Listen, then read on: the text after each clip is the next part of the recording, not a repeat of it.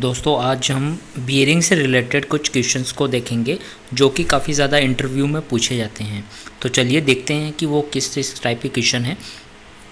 और अगर आप हमारे चैनल पर नए हैं तो हमारे चैनल को सब्सक्राइब कर दीजिए। इसी तरीके से और भी कई सारे मैं क्वेश्चन आपके लिए लेके आऊँगा। सबसे पहला जो क्वेश्चन है, व्हाट इज़ बियरिंग, यानी बियरिंग क्या होता है। नॉर्मली इंटरव्यू में दोस्तों ये बेसिक क्वेश्चन अक्सर पूछे जाते हैं, क्योंकि इंटरव्यूअर आपको परखना चाहता है कि आपको ये बेसिक क्वेश्चन पता है कि नहीं। तो इसके लिए आपको ये पता होना चाहिए कि बियरिंग क्या है। तो ये इसका आंसर देखते हैं कि it is a revolving support for rotating rotor. तो यह रोटर को घुमाने के लिए एक रिवॉल्विंग सपोर्ट होता है। जो शाफ्ट को जो रिवॉल्विंग सपोर्ट प्रोवाइड करता है वो बियरिंग ही प्रोवाइड करता है।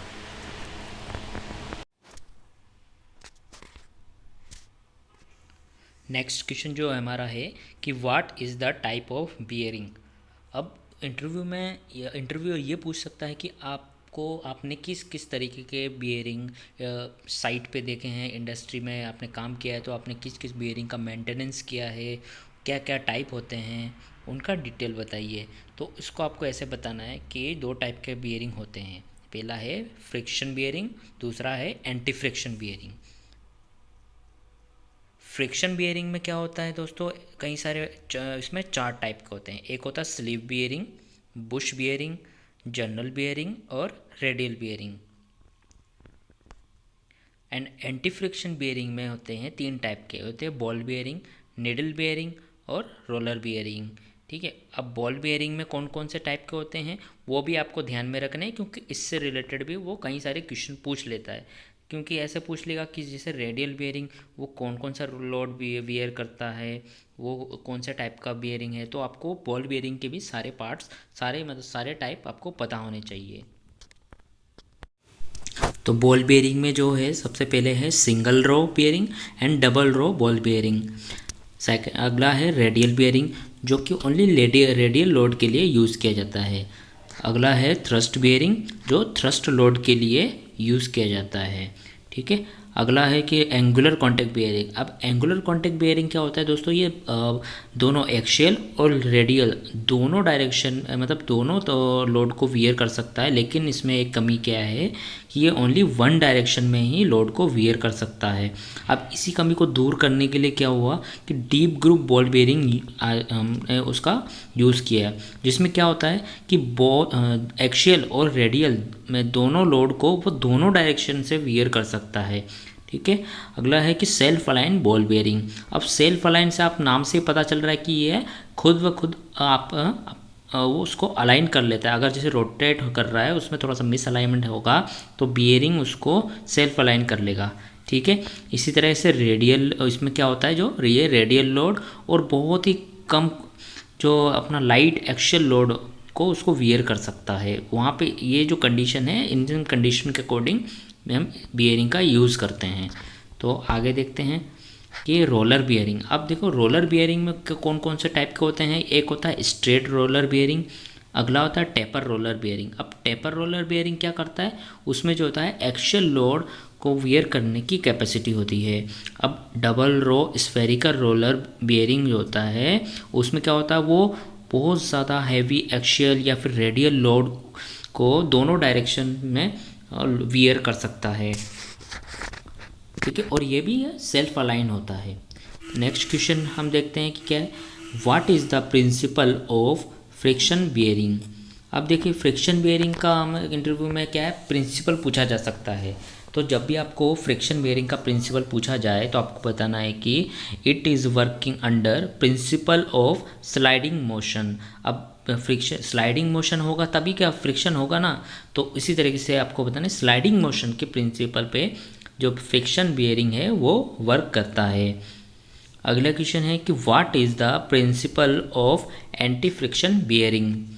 अब इसी तरह से एंटी फ्रिक्शन बियरिंग का जो हमें प्रिंसिपल बताना है कि क्या बताना है, एंटी फ्रिक्शन बियरिंग क्या होता है, रोलिंग मोशन करता है। तो वो जो it is working under principle of rolling motion, यानी कि रोलिंग मोशन के प्रिंसिपल पे वर्क करता है। अब इंटरव्यू में कुछ टर्म्स भी पूछे जाते हैं कि पेयरिंग से रिलेटेड टर्म्स जो होते हैं वो उनको एक्सप्लेन कीजिए। तो इसी तरह से जो जर्नल क्या होता है, the part of the shaft which rest on the bearing, यानी शाफ्ट का वह पार्ट जो बेयरिंग पे रेस्ट करता है उसको हम क्या कहते हैं, जर्नल। अब अगला है फ्रिक्शन। अब आपको फ्रिक्शन तो बहुत अच्छे से पता है, लेकिन उसको डिफाइन कैसे करोगे। तो क्या होता है, resistance to motion between the two contact surface, यानी दो कॉन्टेक्ट सरफेस के बीच में जो रेजिस्टेंस क्रिएट हो रहा है मोशन के लिए, मोशन के अगेंस्ट जो रेजिस्टेंस क्रिएट हो रहा है, तो उसको हम फ्रिक्शन बोलते हैं। अब होता है एक्सियल थ्रस्ट। अब एक्सियल थ्रस्ट क्या होता है, force exerted by a revolving towards axial direction. अब एक्सियल डायरेक्शन में जो फोर्स लगाया जाता है उसको हम एक्सियल थ्रस्ट कहते हैं। अगला क्वेश्चन है कि explain about fixed and floating bearing. ठीक है, तो ये इसका आंसर क्या होता है, मतलब ये पूछा जाता है, ये जो बियरिंग है फिक्स्ड एंड फ्लोटिंग बियरिंग, ये बहुत ही ज़्यादा पूछा जाता है दोस्तों। ये सिर्फ उन्हीं को पता होगा जिन्होंने इंडस्ट्री में या रिफाइनरी में वर्क किया है। तो इसके लिए ये क्वेश्चन मैं आपके लिए लाया हूँ, काफ़ी ज़्यादा ये इंटरव्यू में पूछा जाता है। तो आपको बताना ये है कि due to temperature variation the shaft will expand axially. To accept this expansion, only one bearing on the shaft is fixed axially in the housing. All the others should have adequate clearance in the housing. These are called floating bearing. क्या होता है दोस्तों, temperature variation के कारण shaft क्या होता है, वो एक्सपैंड होता है, एक्चुअली एक्सपैंड होगा। तो इस एक्सपेंशन को एक्सेप्ट करने के लिए एक बियरिंग जो होता है वो शाफ्ट में एक्चुअली फिक्स कर दिया जाता है, और बाकी सब के लिए क्या होता है, एक एडिक्वेट, एक लिमिट, एक पर्याप्त क्लियरेंस जो है हाउसिंग में रखा जाता है। इस तरह के बियरिंग को क्या बोलते हैं, फ्लोटिंग बियरिंग। ठीक है,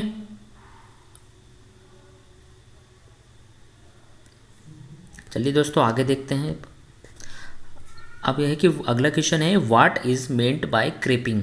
अब बियरिंग में ये जो क्रेपिंग वर्ड है ये भी बहुत ज़्यादा इम्पोर्टेंट है, बहुत ज़्यादा इंटरव्यू में पूछा जाता है कि क्रेपिंग का क्या मतलब होता है। तो आपको बताना है कि it is slipping action between the shaft and inner race of the bearing. अब देखिए इनर रेस और आउटर रेस, अब बियरिंग में आपको ये पता होना चाहिए कि एक होता है इनर रेस, एक होता है आउटर रेस। तो इनर रेस और शाफ्ट के बीच में जो स्लिपिंग एक्शन होता है उसको हम क्रेपिंग बोलते हैं। अगला क्वेश्चन है कि how many types of thrust bearing. हाँ, तो ये भी बहुत अच्छा क्वेश्चन है दोस्तों कि थ्रस्ट बियरिंग के टाइप बताइए, या फिर आपको इंटरव्यू में ऐसा पूछेगा कि आपने इंडस्ट्री में थ्रस्ट बियरिंग देखा है तो कौन कौन सी थ्रस्ट बियरिंग में आप बियरिंग का आपने मेंटेनेंस किया है, या थ्रस्ट बियरिंग कौन कौन से देखे हैं आपने, उनके बारे में बताइए। तो आपको ऐसे बताना है कि आप इसमें से चाहे तो वो फर्स्ट जो चार थ्रस्ट बेयरिंग है उनके नाम बता दीजिए, वो इनफ होगा। बाकी जो दो है वो बहुत ही रेयरली यूज़ किया जाता है, काफ़ी फॉरेन कंट्री में इस तरह का बेयरिंग का यूज़ होता है। तो पहला जो है हमारा एंगुलर कॉन्टैक्ट बेयरिंग, दूसरा है डीप ग्रूव बॉल बेयरिंग, तीसरा टेपर रोलर बेयरिंग, चौथा है double row spherical roller bearing. ठीक है, और बाकी जो दो है वो बहुत कम यूज़ किया जाता है। ठीक है, इसके बारे में भी अगर आप चाहते हैं तो मैं एक वीडियो इस के लिए स्पेशल लाऊंगा इन दो पेयरिंग के लिए। ठीक है, आप कमेंट सेक्शन में बता देना। ठीक है दोस्तों, तो उम्मीद करता हूँ कि आपको मेरा वीडियो अच्छा लगा होगा। अगर अच्छा लगा है तो इसको लाइक और शेयर ज़रूर करें अपने दोस्तों के साथ, ताकि उनको भी ये नॉलेज मिले। ठीक है, और अगर आप लोग मेरे चैनल पर नए हो तो मेरे चैनल को सब्सक्राइब ज़रूर करना दोस्तों, और बेल आइकन को दबाएं जिससे आपको नोटिफिकेशन मिल सके। Thank you.